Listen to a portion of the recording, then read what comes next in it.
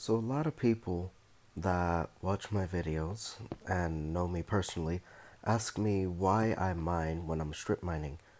They ask me why I mine like this. And the answer is very simple. Like this, I can actually see everything. Because my thumbs, they basically overlap that circle you see there. And since I don't have the largest phone, I can't see over that circle. So, if I mine sideways, if I mine straight up like this, I'm usually blocking the lower right block as well as the lower left block with my shield, and my shield's way too important to get rid of it. But if I angle myself like this, I could see, oh, lava. I can see from this point right here, I can see all of the blocks. This one here, that one here, right there, right there, right there, and a little bit of this one, which is all I need to look for diamonds or other ores, since they are very distinct. Now, if you're an experienced player like me, you know to follow the lava.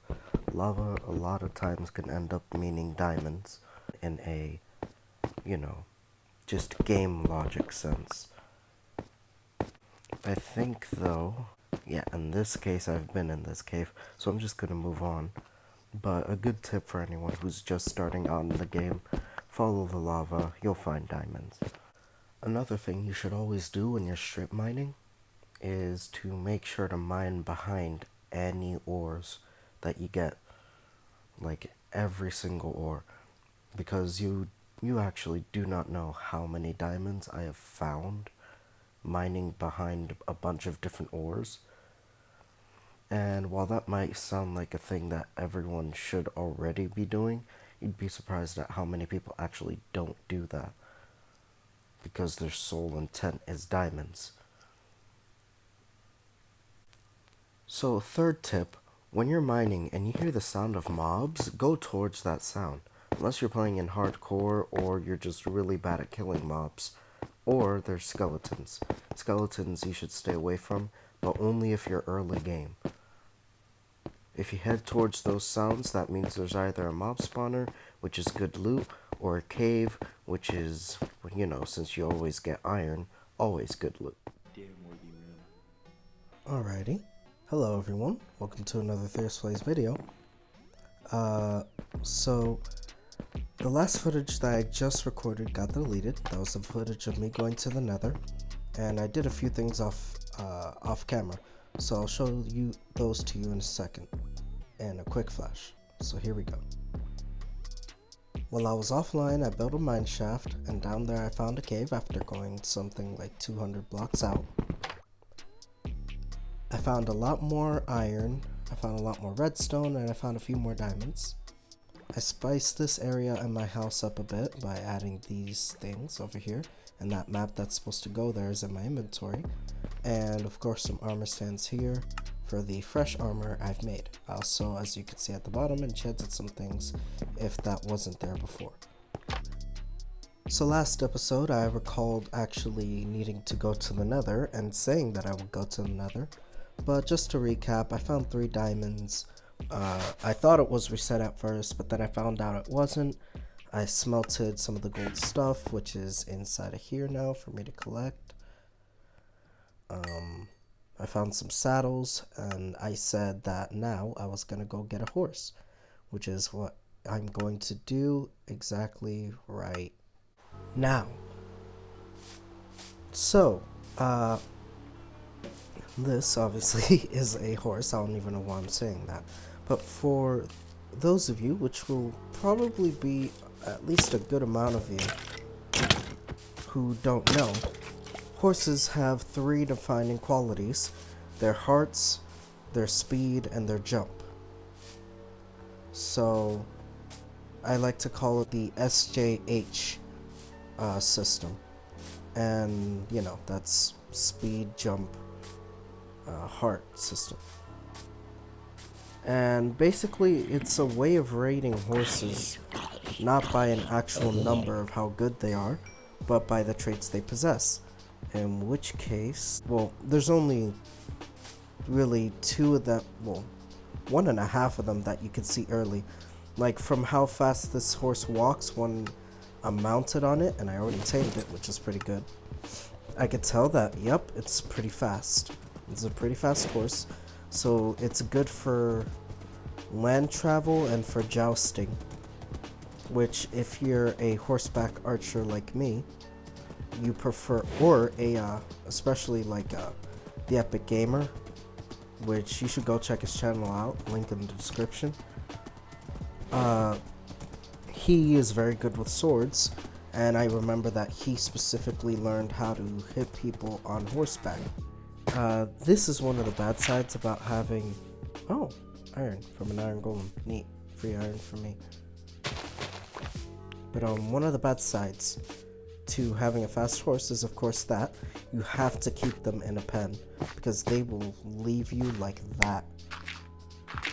But already I can see that this horse is a bit worse on the heart side, given its given the fact that it has less hearts than my hunger shanks, and since that's equivalent to my hearts, that means it only has 8 hearts, which for me is okay. As long as it has a good other quality, I'm fine with it, because I tend to not kill my horses. But if you are the kind that will end up killing your horse, I suggest getting a higher heart horse. So this is the last test, which is of course the jump test. This is the only one you have to just test after taming the horse. But it's a very good test to do, because if you explore a lot of terrain, like I usually end up doing, and like most players should end up doing, you're going to want a horse that can jump over higher mountains, or be able to maneuver easily around mountains. So the jump test is very simple. 1 block. If your horse can only jump 1 block, you best not consider even getting that horse unless it's for plains PvP. And that's only it. And that horse better have the highest amount of hearts and the highest amount of speed. If your horse jumps 2 blocks, that's the point where I would use it for PvP. As you can see, it gets pretty close to there. Oh no, it isn't even at full, and it reached 2. So that means this horse is probably going to be a 3 or even 4 jumper. Now you're probably wondering, why did I put that 5 block one there? There are horses that can actually jump 5 blocks into the air. There's one that I got in a separate world that I was going to stream on Twitch, but it was so good I made it my personal world. And what I did with that was breeding, and eventually I'm going to get to breeding, but you guys will see that later. But the basic gist of it is you can breed certain aspects of different horses to get better horses that you want, and it's kind of like arc breeding, except without the imprinting, so you can keep making those stats better and better until they're maxed, or until they're as good as the parent. And if you just keep finding different parents that have different good abilities, then eventually you get the horse like I have in the other world that can jump 5 blocks, it's pretty darn fast, and it has a good amount of hearts. So yeah, let's continue the jump test. Jump 3 blocks? I'm thinking it's a 4 jumper. Yep, this is a 4 block jumping horse. Now I just gotta test this out a couple of times. I know it's not at max, but yeah, you see, it's a 4 block jumper. So this isn't a bad horse, since I don't usually end up hurting my horse that much, and I have the resources to heal him anyway. I'm gonna keep this horse actually. If you guys want to name the horse, I'll let you go ahead and do that. Just comment down below what comment down below what name you want. And yeah, I'll go ahead and name it. I'll bring this back. I'll put a leash on it near the minecart, and I'll go ahead and fast forward to the next part. Alright, so we're back again. I didn't really know what to do, but I finally figured it out, and I should be doing the thing that I was grinding up for before, which is, of course, getting that max enchantment table. I figured that I ought to explain exactly how enchantment tables work, because they are a big part of the game. So basically, the enchantment table, right? It costs 2 diamonds, a book, and 4 obsidian.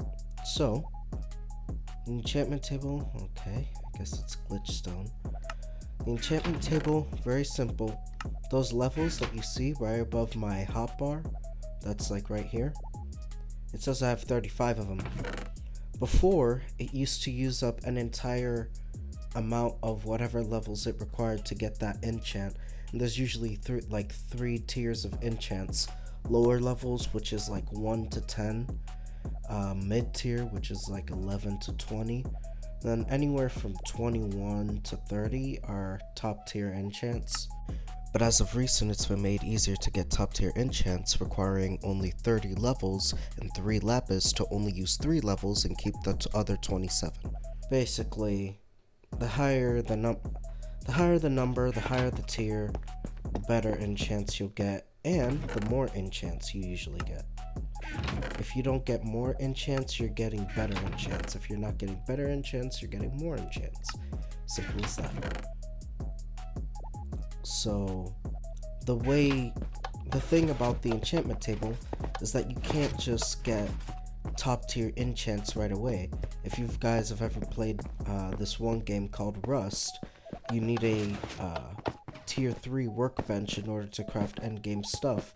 It's sort of the same here, except what you need is what I've been crafting, which is in here, bookshelves. 15 bookshelves basically grants you access to level 30 enchants, which is the max. Of course, there's still more to that, but I think we'll get there when we actually get there, because it involves this and this, the grindstone and the anvil. And we'll get there when we get there. That won't happen for a while. Alright, outside now. So, what I'm gonna do, I'm gonna collect this sugarcane from my little sugarcane farm here. What I'm just gonna go around doing now, I'm gonna use that boat to go along the natural waterways and just find some naturally occurring sugarcane. So yeah, let's get right to it.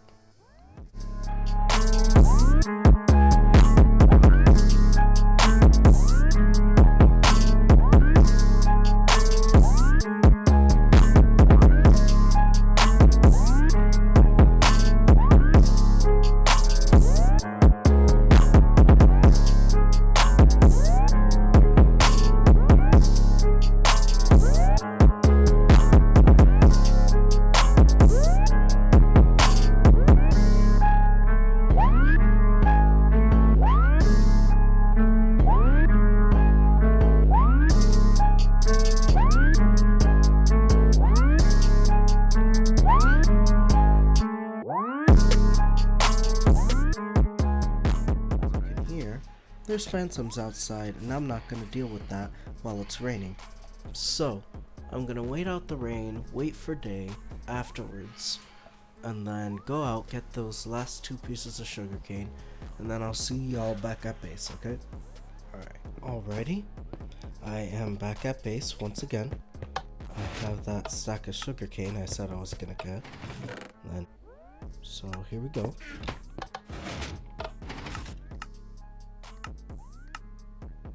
If there's any more needed, I'll probably do them off cam.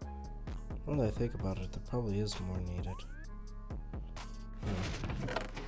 But I need a 15, right? Yeah. Dang. I'm gonna need another thingy.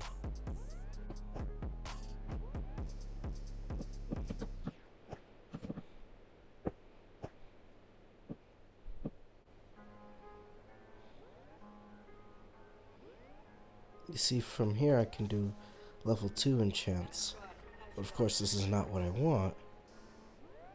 Ooh. I think I could see Fortune 3 in my future. But yeah. Thank you guys for watching. See you in the next one.